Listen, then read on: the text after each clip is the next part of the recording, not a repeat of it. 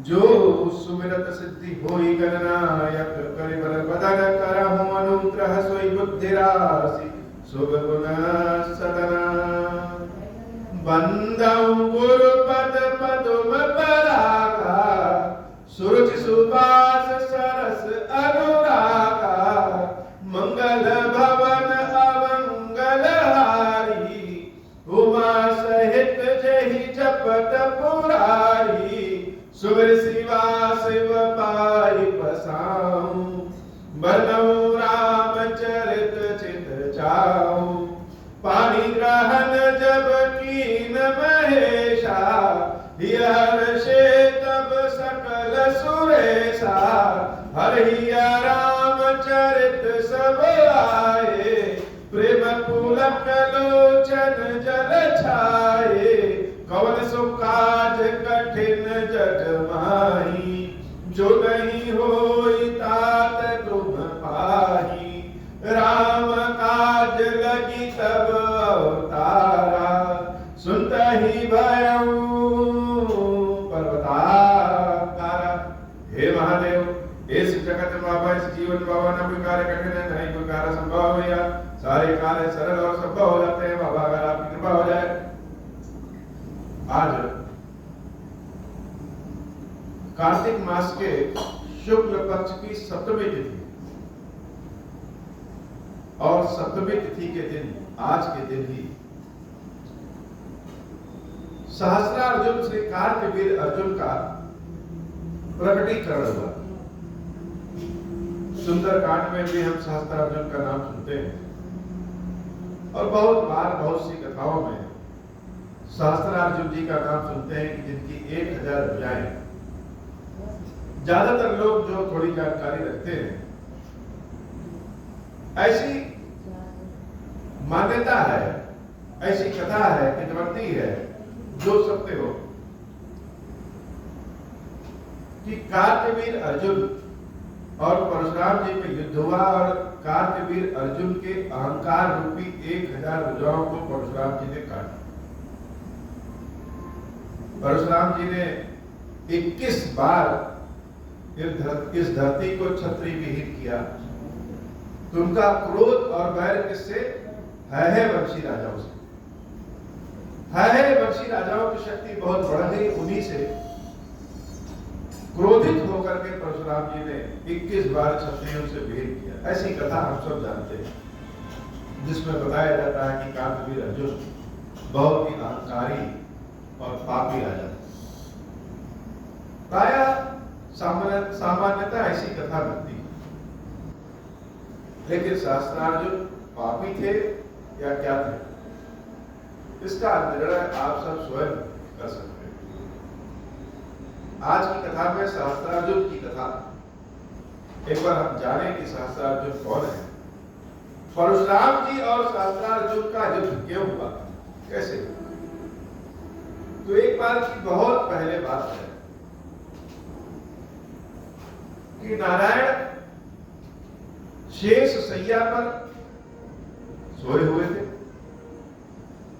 और माता महालक्ष्मी उनके चरणों को दबा रही। ऐसा हम सब जानते हैं कि नारायण के चरणों को लक्ष्मी जी दबाती हैं। तो लक्ष्मी जी नारायण के चरणों को दबा रही थी। तब तक उनकी दृष्टि पड़ती है कि सुदूर कहीं एक बहुत ही सुंदर घोड़ा दौड़ता हुआ चला। बहुत सुंदर घोड़ा। देवी लक्ष्मी की दृष्टि नारायण के चरणों को दबाते दबाते उस घोड़े पर पड़ गई और उनका हाथ हल्का सा फिसल गया। भगवान विष्णु यूं तो क्रोधित नहीं होते लेकिन लीला है। लीलावश उन्होंने व्यंग में कहा हंस के कहा कि लक्ष्मी तुम्हारा स्वभाव तो घोड़ी की तरह हो गया है तुम विचलित हो रही इसलिए जाओ तुम घोड़ी हो जाओ। घोड़ी होने का श्राप है। लक्ष्मी जी बड़े दुखित हुई और घोड़ी के अवतार में वह पृथ्वी पर जन्म ले। लेकिन अब अकेले लक्ष्मी क्या करेंगी? जहां लक्ष्मी है वहां नारायण है। नारायण को प्राप्त करने के लिए देवी लक्ष्मी घोड़ी स्वरूप में ही भगवान शंकर की बहुत तपस्या करती है, बहुत तपस्या करती है।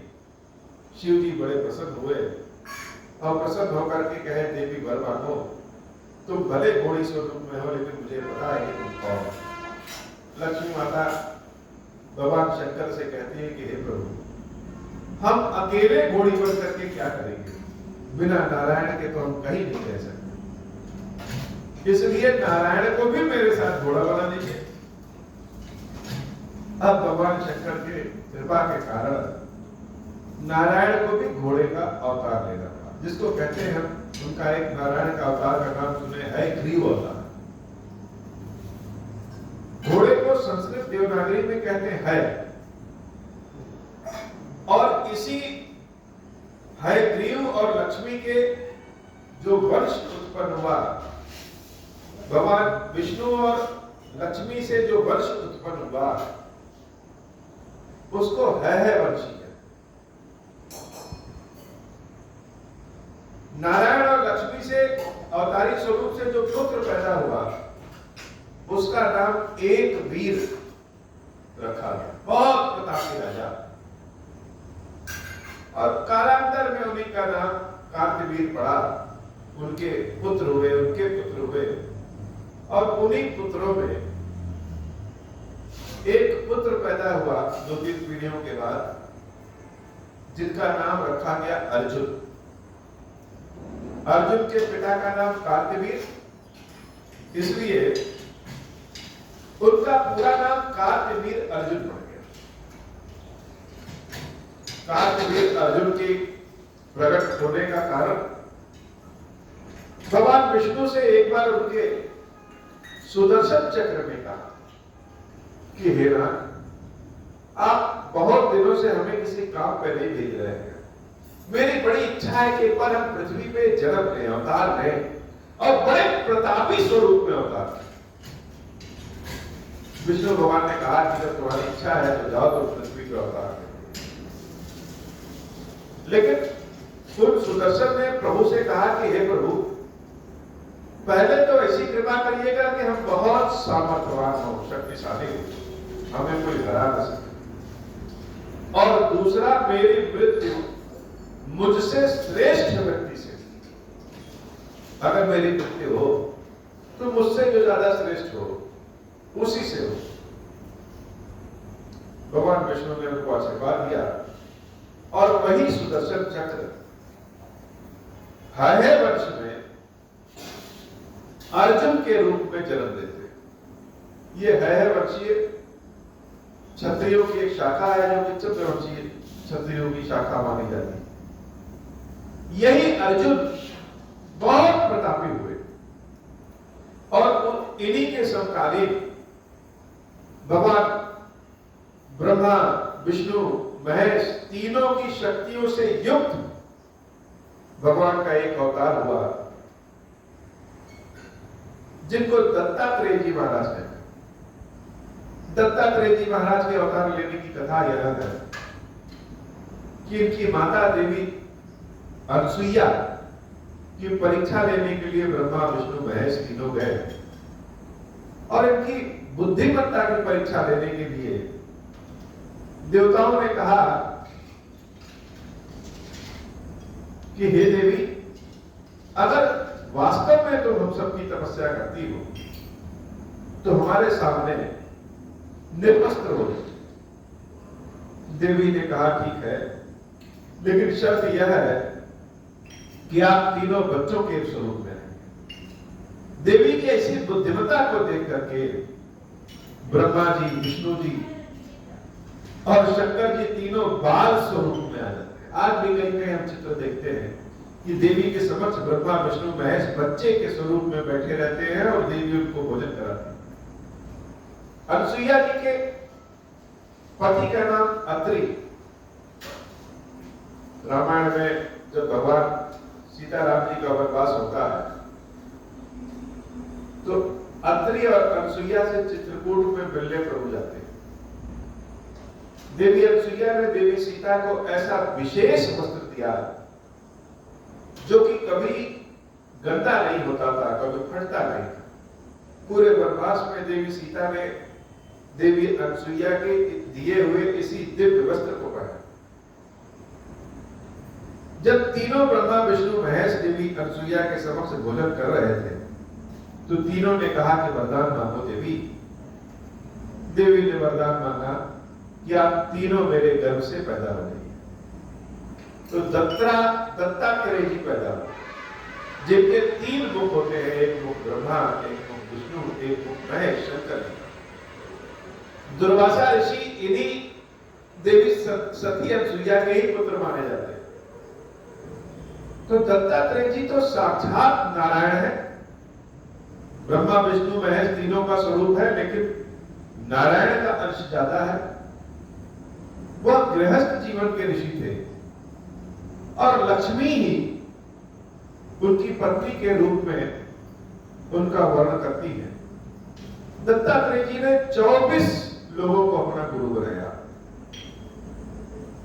तो एक बार अर्जुन उन्हीं दत्तात्रेय जी के चरणों में जाके गिर पड़े और अपनी स्तुति से, विनय से, व्यवहार से दत्तात्रेय जी को पसंद किया और दत्तात्रेय जी से वरदान के स्वरूप में 1000 भुजाएं मांग ली कि युद्ध के समय या जब हमारी इच्छा हो तो हमारे पास सहस्त्र भुजाएं आ जाएं। ऐसी शक्ति, ऐसी कृपा करिए कि हम सामर्थ्यवान बने और प्रजा का पालन करें। दत्तात्रेय जी ने अर्जुन को वरदान दे दिया और तब जाकर के भी कार्तवीर अर्जुन का नाम सहस्त्रार्जुन था। राजा सहस्त्रार्जुन जब अपने साथ 1000 हाथों को पाए तो यह राजा बने और प्रजा का पालन बहुत बढ़िया किया। संपूर्ण अपने राज्य के क्षेत्र में आने वाले राज्य में इन्होंने घोषणा कर दी कि राजा के अलावा और कोई भी व्यक्ति हथियार नहीं रखे। एक अद्भुत तरह की घोषणा कि राजा के अलावा और कोई भी व्यक्ति हथियार नहीं रखेगा। पूरा राज्य ही हथियार विहीन हो गया, शस्त्र विहीन हो गया। शस्त्र केवल राजा कार्तवीर अर्जुन के पास है। और एक कार्तवीर अर्जुन से एक बार खेल खेल में रावण मिलने आया। रावण मिलने कैसे आया कि कार्तवीर अर्जुन को जल बहुत प्रिय है या जल क्रीड़ा बहुत करते थे। तो देवी नर्मदा के जल में यह क्रीड़ा कर रहे थे और जहां यह क्रीड़ा कर रहे थे वहीं आगे थोड़ी दूर जाकर के रावण भगवान शंकर की सेवा पूजा कर रहे थे। रावण भगवान शंकर की सेवा पूजा जब कर रहा था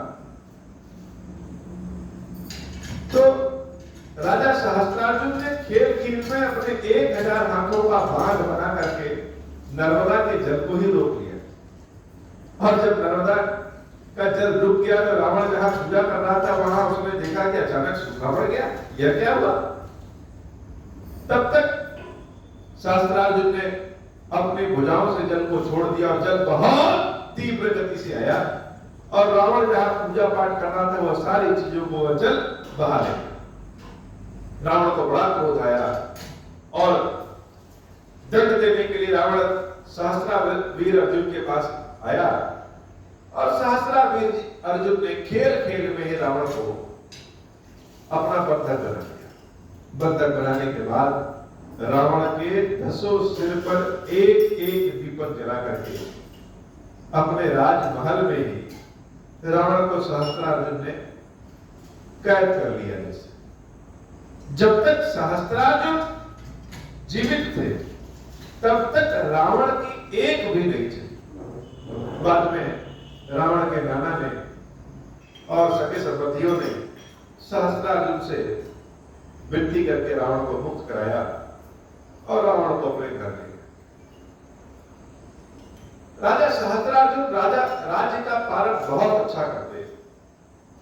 और न उनके राज्य में कहीं चोरी होती, न आगजनी होती, न ही किसी की हत्या होती, न ही कोई बेईमानी होती। तो एक बार की बात है कि उनके राज्य में घोर अकाल पड़ा, और इसमें कहने में कोई अतिशयोक्ति नहीं होगी कि एक व्यक्ति जब बहुत शक्ति युक्त हो जाता है तो अहंकार तो उसके पास आ ही जाता है, और उसके पास जितना अहंकार आता है उससे ज्यादा उसके परिवार, सगे संबंधियों के पास आता है। वंशी राजा कार्तवीर अर्जुन के देख रेख में वंशी राजकुमार जितने थे सबने पूरे संसार में जैसे अपना बल प्रदर्शन कर दिया, और लोग वास्तव में इनके बल से समस्याग्रस्त हो गए थे। राजा सहस्त्रार्जुन यद्यपि प्रजापालक थे, लेकिन इनके बच्चे, नात रिश्तेदार और भी इनके साथ उठने बैठने वाले स्वयं को सहस्त्रार्जुन समझते और प्रजा पे अन्याय जैसे करने लगे। परिणाम यह हुआ कि घोर अकाल पड़ा, और इतने बड़े बड़े यज्ञ राजा सहस्त्रार्जुन ने किया कि बड़े बड़े यज्ञ करने के चक्कर में राजकोष खाली हो गया। स्थिति ऐसी आ गई कि राजा के पास प्रजा पालन करने के लिए कुछ धन ही नहीं बचा। राजा सहस्त्रार्जुन अपनी सेना के साथ एक बार कहीं जा रहे थे, तब तक जंगल में एक ऋषि महर्षि मिले। ऋषि महर्षि ने जाना कि राजा सहस्त्रार्जुन भूखे प्यासे हैं, तो ऋषि ने अपने आश्रम में राजा सहस्त्रार्जुन और उनकी सेना को निवास दिया। राजा सहस्त्रार्जुन ने कहा कि महाराज, हम लोग पूरी सेना है और आप ऋषि मुनि हम लोग को भोजन पानी की व्यवस्था कैसे करेंगे? उन ऋषि ने कहा कि महाराज, आप हमारे राजा हैं और राजा तो स्वयं भगवान विष्णु होता है, तो हमारा यह धर्म है कि हम आपका पालन करें।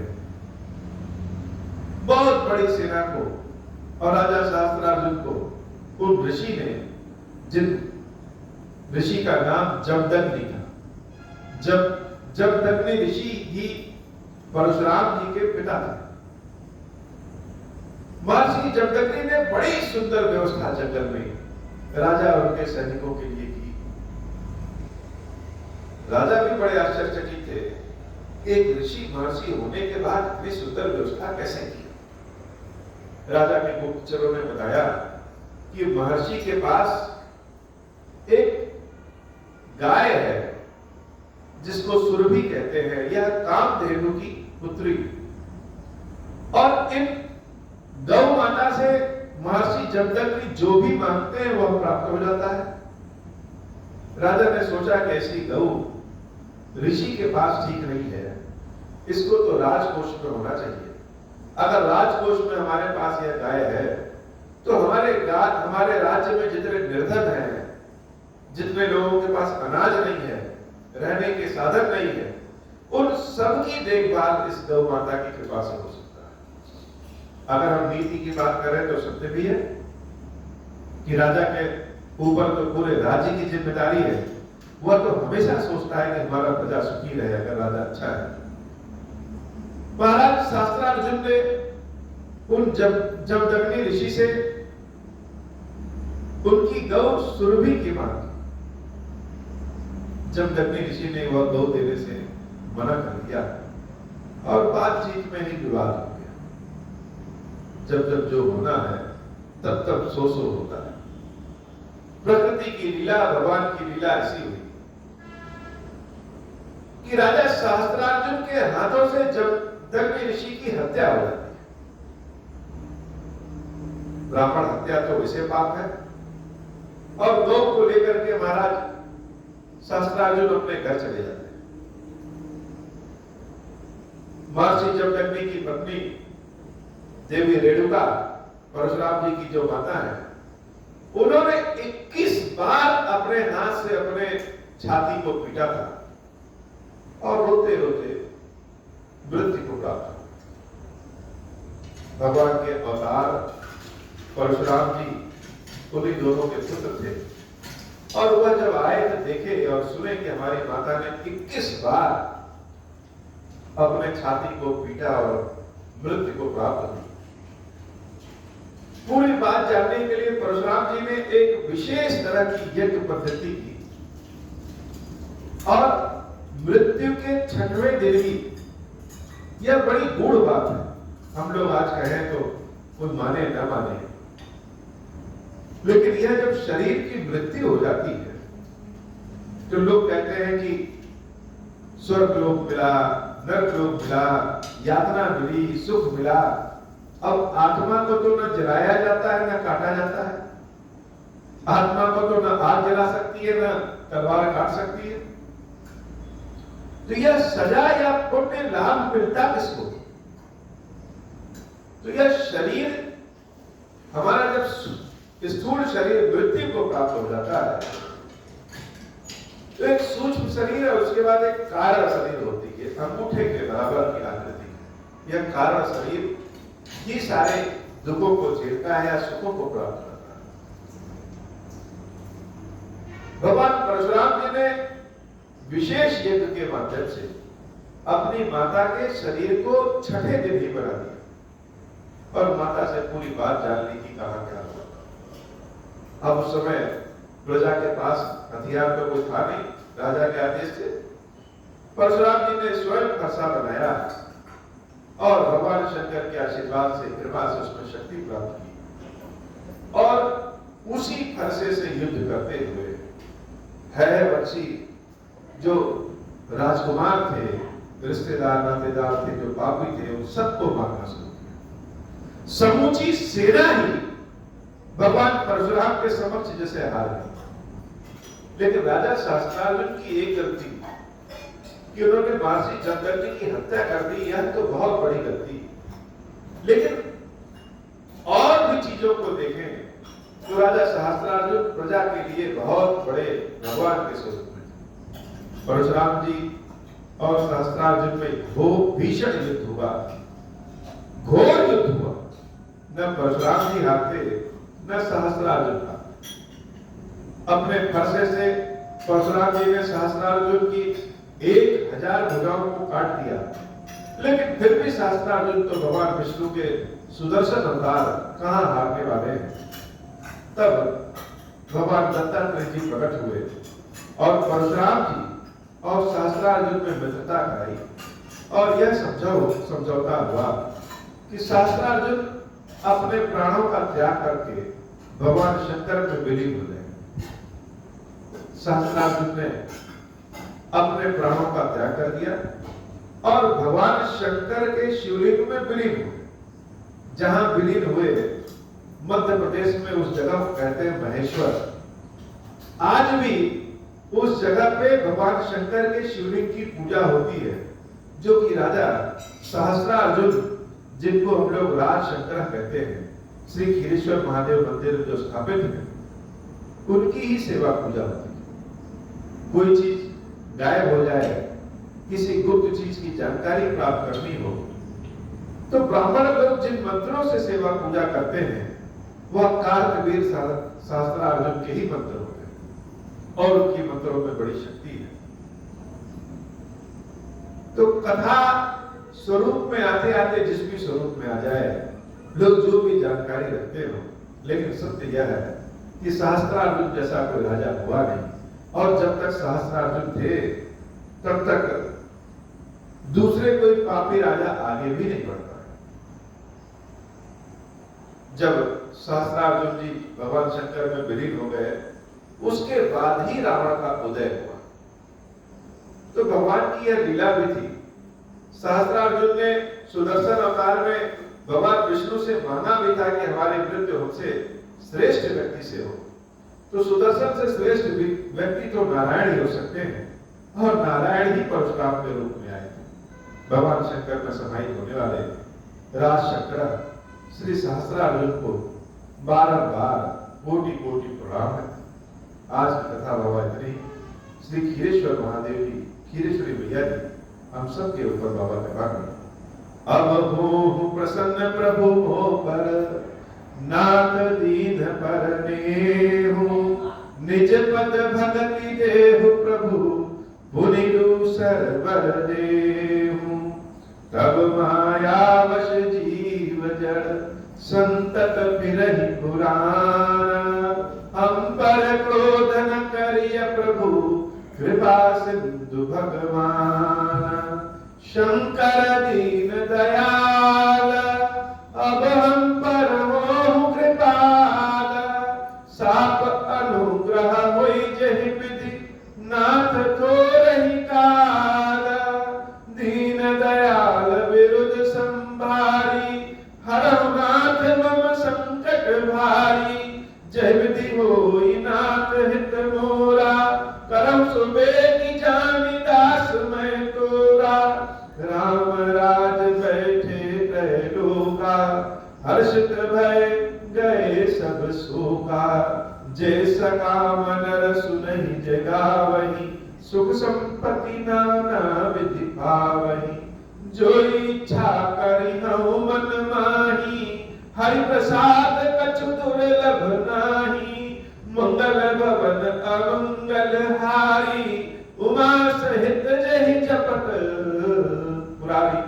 बोले श्री गिरीश्वर महादेव जी श्री श्री मैया जी की जय हो। गिरीश्वर हे भगवान शंकर, आप बरड़ पातक दुर्भाग्य और दरिद्र हाथ की निवृत्ति के लिए तथा संपूर्ण पापों का नाश करने के लिए मुझ पर प्रसन्न होइए। मैं दुख और शोक की आग में जल रहा हूँ, संसार भय से पीड़ित हूँ, अनेक प्रकार के रोगों से व्याकुल और दीन हूँ। गिरीश्वर मेरी रक्षा कीजिए। देव देवेश्वर सबको निर्भय कर देने वाले महादेव जी मेरे इसकी हुई पूजा को पार्वती जी के साथ ग्रहण कीजिए। मेरा मंगल करिए महादेव। शुंभु महादेव शुंभु महादेव शुंभु। ओम श्री राम।